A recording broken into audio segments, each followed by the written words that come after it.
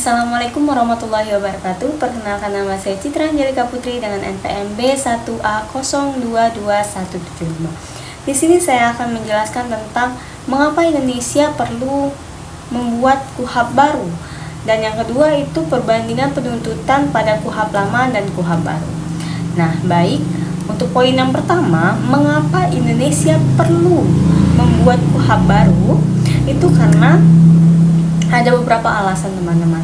Nah, KUHP lama yang kita pakai dan diberlakukan di Indonesia sampai sekarang itu sudah berlaku sejak tahun 1981 dan telah menjadi dasar pelaksanaan hukum acara pidana selama lebih dari 3 dekade. Nah, FYI, KUHP ini merupakan suatu produk asli Indonesia yang dibuat oleh Indonesia itu sendiri. Berbeda dengan BW atau Cooper, itu kita mengambil dari hukum penjajah, hukum Belanda yang kita berlakukan di Indonesia. Nah, beda. Sedangkan KUHP itu merupakan suatu produk asli Indonesia yang sudah dibuat dan diberlakukan sejak tahun 1981 hingga sekarang.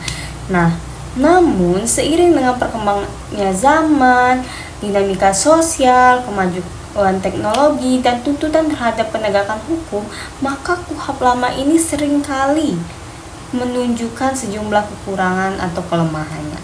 Nah, menyadari pentingnya harus ada pembaharuan hukum acara pidana, pemerintah Indonesia bersama dengan Kementerian Hukum dan Hak Asasi Manusia bersama-sama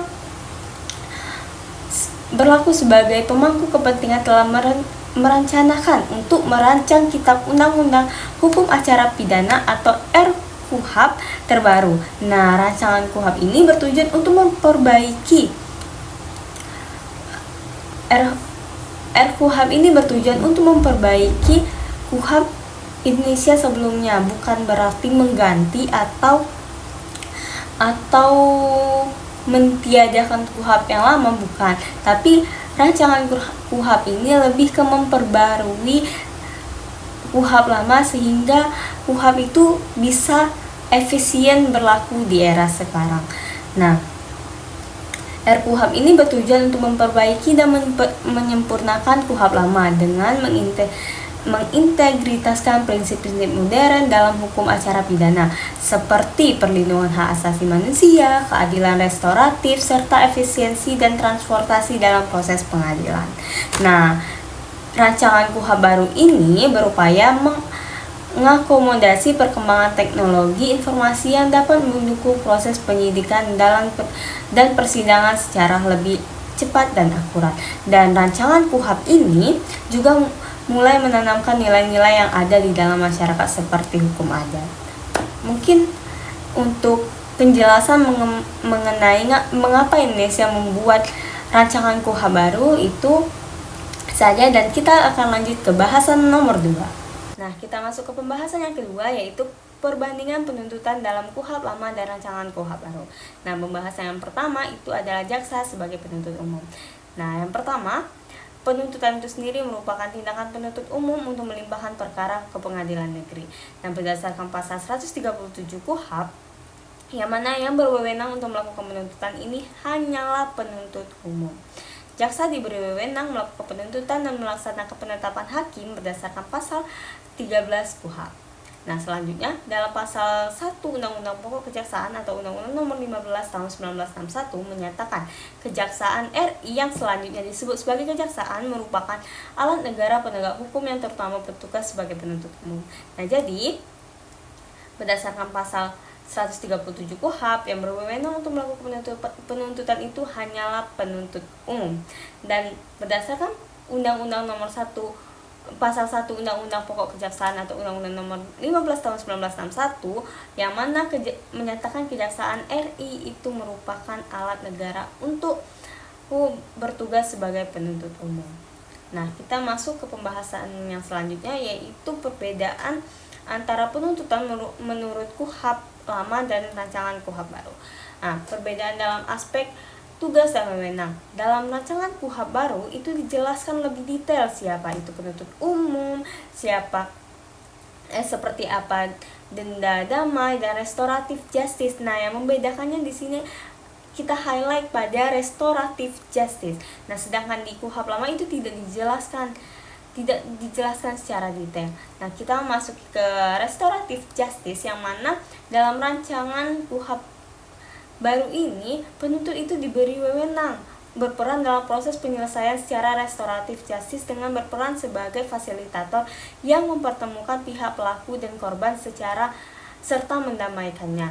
Nah, dalam perkara pidana yang relatif ringan dapat diselesaikan dengan cara cepat tanpa harus melewati proses pengadilan pidana yang tidak efisien waktu. Nah, jadi dalam rancangan KUHP lama ini penuntut umum itu diberi wewenang lebih, terutama dalam restoratif justice. Oke, next itu ada perbedaan dalam aspek koordinasi dan konsultasi.